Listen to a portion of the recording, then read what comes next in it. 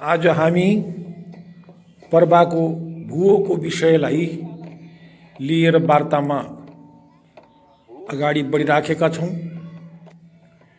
पर्वाको भुवो यो के हो, यो कसरी आयोजना गरिन्छ, यसका विषयमा चर्चा गर्नुभन्दा पहिले अछाममा विभिन्न गाउँ बस्तीहरू जसको संस्कृति, त्यहाँको चालचलन, त्यहाँको वेशभूषा का बारे पनि जानकारी लिन उचित हुन्छ। यस सन्दर्भमा अछामको गाउँ बस्तीहरूको विषयलाई लिएर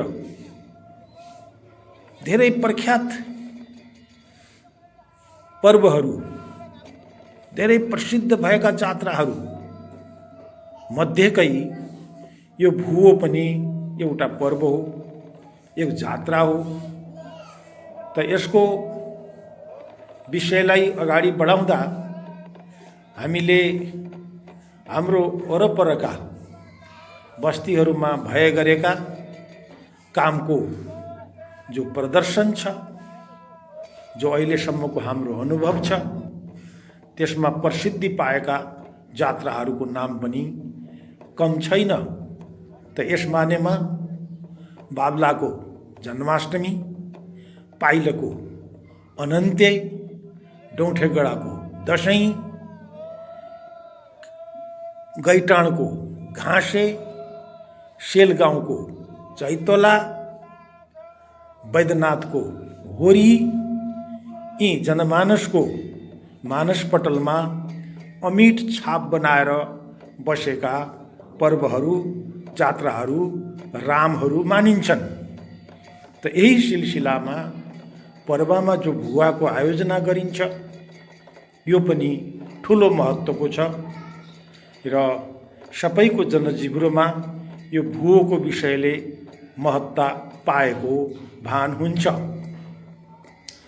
पर्वको भुवोको विषयमा एउटा चर्चा गर्दा 30 को दशकमा अर्थात् विक्रम सम्मत 2030-32 सालसम्म पनि काशी बनारसबाट जो क्यालेन्डरहरू, जो पात्रोहरू छापिएर प्रकाशित भएर आउँथे, त त्यसमा पुष महिनाको पुनीलाई जो भैले पुनीको नामले चिनिन्छ, त त्यसपछि लगत्तै आउने जो अमावास्या छ, त त्यो पुनी पछिको अमावास्या जो हो पुषको महिनाको, त त्यसलाई पात्रोले पनि पर्वा भुवा जात्रा भनेर उल्लेख गरेको हुन्थ्यो, अथवा पर्वाको भुवोले प्रकाशनमा पनि स्थान पाएको थियो। त यसरी यो जुन प्रख्यात भयो, जो प्रसिद्धि भयो, त यो किन भयो भन्ने विषयमा पनि चर्चा परिचर्चा गर्न उपयुक्त हुन्छ।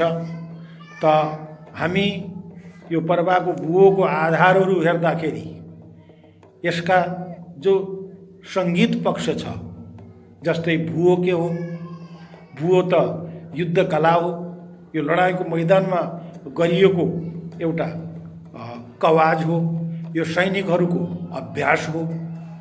त भने यो सैनिकको अभ्यास जो भुवो छ, यसको नामैबाट के थाहा हुन्छ भन्दा यो भूमि रक्षाका लागि, यो आत्मरक्षाका लागि, त्यो आफ्नो ठाउँको सुरक्षाका लागि, त्यो गरिने जुन जुन एउटा चाहिँ त्यो यज्ञ हो, जो कसरत हो, जो बलिदान हो, त्यही आत्मरक्षा, भूमि रक्षाका लागि गरिने एउटा प्रधान कार्य नै यो भुवो हो।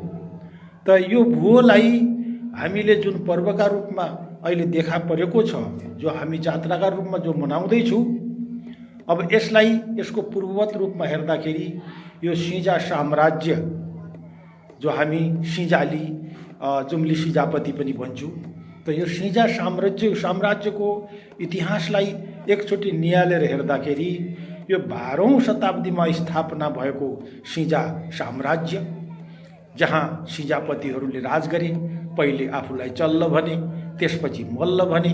त ती मल्लकालीन जो समय थियो 14औं शताब्दीको, त त्यो 14औं शताब्दीका जो सैनिकहरू थिए, जो युद्धमा होमिएका जो ती शूरवीरहरू थिए, त उनीहरूले यो तालिम प्राप्त गरेका थिए।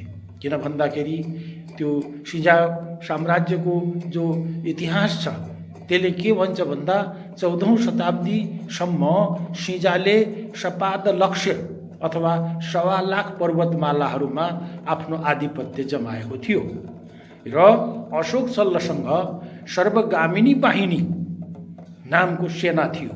त्यसमा 4000 जति मान्छेले भाग लिइराखेका हुन्थे। ती सैनिकहरू धनुष बाणले, ती सैनिकहरू ढाल तलवारले, ती सैनिकहरू घुयत्रोले, जो हामी घुइरातो भन्छौँ, त त्यसले सुसज्जित हुन्थे र त्यसैमा ती प्राविधिकहरू हुन्थे। कसैले धारा, कुवा, मुङ्रा, देवल, मन्दिरहरूको काम गर्थे, कतिले चाहिँ नै लुगा कपडा बुन्थे र यसरी त्यो सैनिक जो सर्वगामिनी बाहिनी अशोक सल्लोको सैनिक थियो, झितारी मल्लको सैनिक थियो, त्यो सैनिकमा काम गर्ने मान्छेहरू, ती लडाकाहरू उता पश्चिममा कुमाऊँ गढवालसम्म, पूर्वमा त्रिशुलीसम्म, त्यो मुक्तिनाथ र बद्रीनाथको विषय छ। पूर्वमा मुक्तिनाथ र पश्चिममा बद्रीनाथसम्मको 1.25 लाख पर्वतमालाको जुन ठुलो भूगोल हो, त्यो भूगोल जुम्ला साम्राज्य, सिजा साम्राज्यको अधीनमा थियो। र त्यही सिजा साम्राज्यको अधीनमा रहेको जुन भूमि थियो, त्यसैको रक्षा गर्नका लागि, त्यसको सुरक्षाका लागि जो खटिएर गएका जो बहादुर सैनिकहरू थिए, उनीहरूले त्यो जुन तालिम लिए, त्यसै तालिमलाई हामीले अहिले भुवोको नाम दिइराखेका छौँ। अब भुवो भूमि रक्षा, आत्मरक्षा, यो हुँदाहुँदै अहिले चाहिँ नै एउटा मनोरञ्जनको रूपमा छामका गाउँ बस्तीहरू, बझाङका गाउँ बस्तीहरू, बाजुराका गाउँ बस्तीहरू, हामी धेरै ठाउँमा यी भुवाहरूको अनेक रूपहरू देख्न सक्छौँ। अब प्रसङ्ग छ पर्वाको भुवाको। त पर्वाको भुवोको विषय हेर्दाखेरि 15औं शताब्दीको जो सिजा साम्राज्यको सैनिक हो, यिनीहरूले गाउँ गाउँमा गएर रसद पानी माग्ने, यिनीहरूले युद्धका लागि जवानहरूलाई खुसी पारेर आफ्नो पक्षमा लिने र जनमानसलाई पनि युद्धको लागि सधैँ सजग गराइराख्ने, त्यो अभिप्रायले जो रसद पानी माग्नका लागि या जवानहरूलाई तयार गर्नका लागि जुन सेना अछाममा आयो, यसले भैलो मागेको दिन पुसको त्यही पुनीको दिन थियो।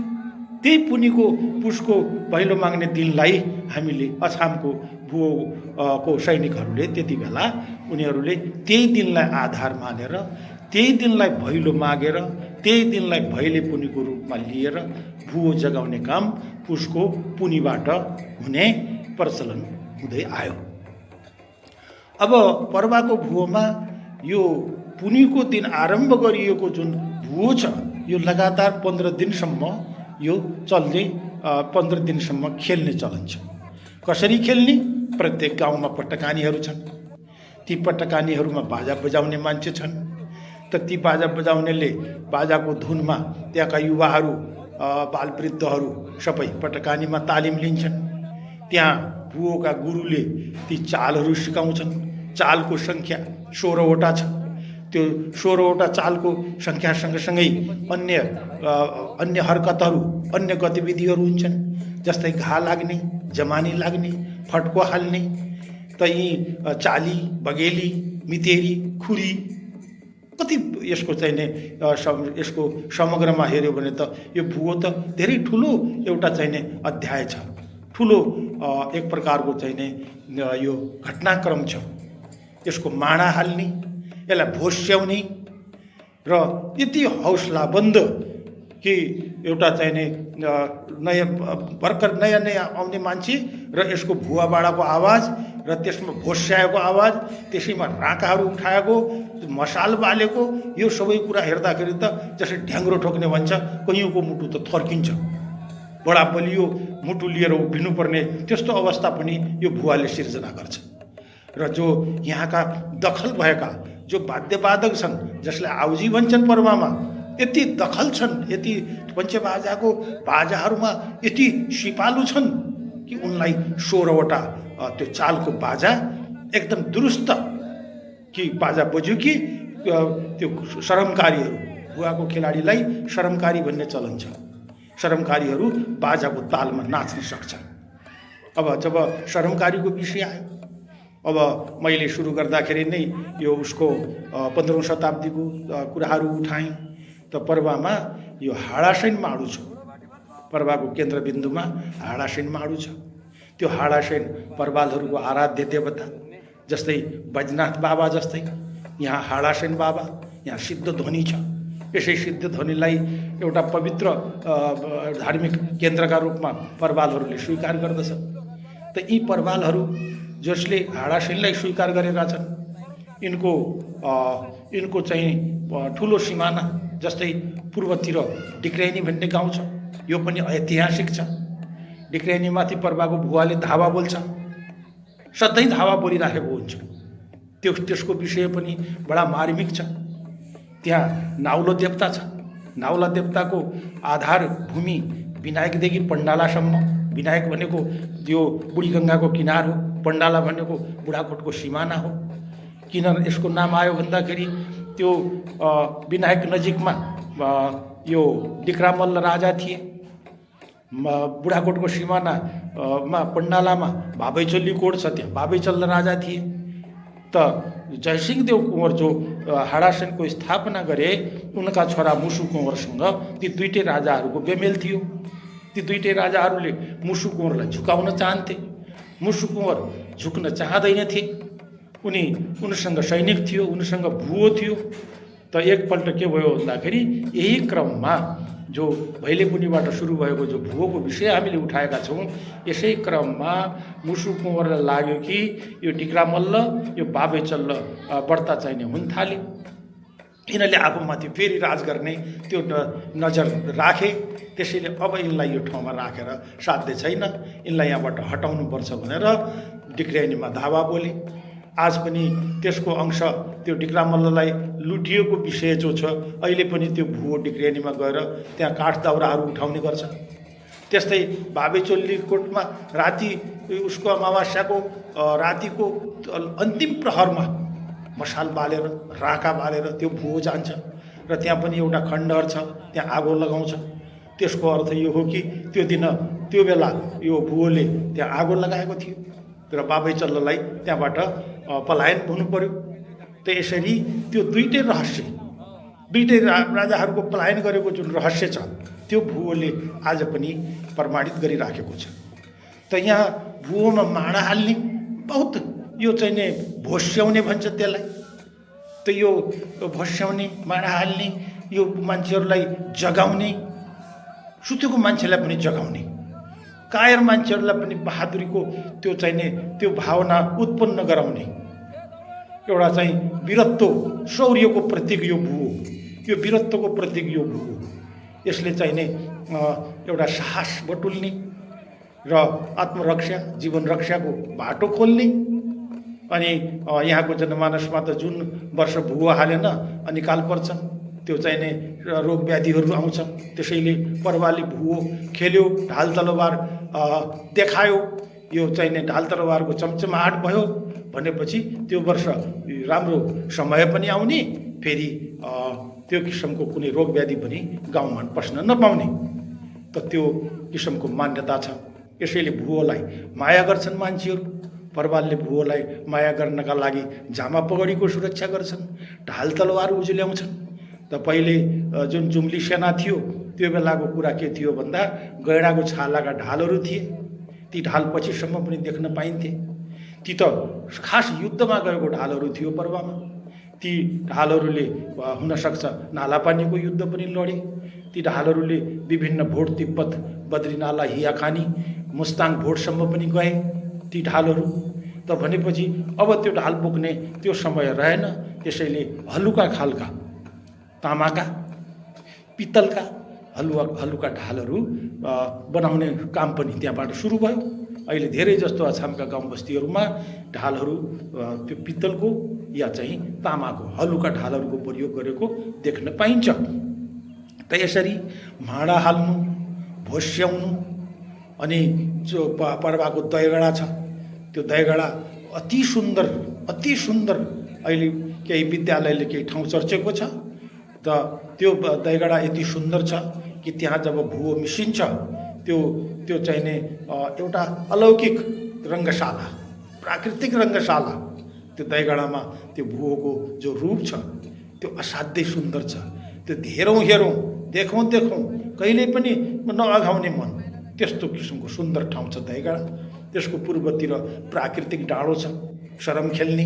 त्यो सरम खेल्नेमा जब भुवो प्रवेश गरेर चौडाल खेल्छ, जब त्यो चाली खेल्छ, जब त्यो बगेली खेल्छ, त्यो यति सुन्दर लाग्दछ कि त्यो सरम खेल्ने त्यो दिन स्वर्गपुरी जस्तै देखिन्छ दहीगडा सरम खेल्ने। र त्यसपछि त्यसको पूर्वतिरको ढाल गएको जमिनमा जो छ त्यो जमिनमा अनि पर्वाको दुईटा भागहरू त्यति बेलाको लागि दफ्फे र मूल पर्व, दुईटा पर्व पक्ष र विपक्षमा विभाजित हुन्छन्। भुवोको रामका लागि, मनोरञ्जनका लागि, त दफ्फे पर्वाले र मूल पर्वाले आफ्नो किसिमका कला प्रदर्शन गर्ने ठाउँ छ। त्यसलाई हामी मालिकाको मुठ भन्छौँ। त्यही मालिकाको मुठमा मिसिएको भुवो एकाकार भएर डिक्रेनीमा पस्छ। त्यो डिक्रेनीमा त्यो जोगी सिंहहरूले देखाएका विभिन्न हरकतहरू, विभिन्न झाँकीहरूको प्रस्तुतिपछि जब भुवो मिसिन्छ मालिकाको मुठमा, तब एकाकार भएर त्यो चाहिँ डिक्रेनीको गाउँतिर हुइकिन्छ। त्यो डिक्रेनीको गाउँतिर हुइकिएर त्यसले त्यो ठाउँबाट दाउरा काठहरू जम्मा गरी त्यसपछि भाडासहित माडुमा जान्छ। त्यहाँ त्यसले काठ दाउराहरूले राति जाग्राम त्यो चाहिँ धुनी जगाउँछन्, त्यहाँ त्यो आगो बाल्छन्। त्यो भुवाको एउटा अङ्ग अग्नि हो भन्ने पनि देखिन्छ, आगोसँग यसको सरोकार बढ्ता देखिन्छ। त भनेपछि पर्वाको धेरै ठाउँमा पटकानीहरू छन्। यी पटकानीहरूमा जस्तै डिक्रेनीको पटकानी छ, गैरागाउँको पटकानी छ, त्यसपछि सुँगरखालको पटकानी छ।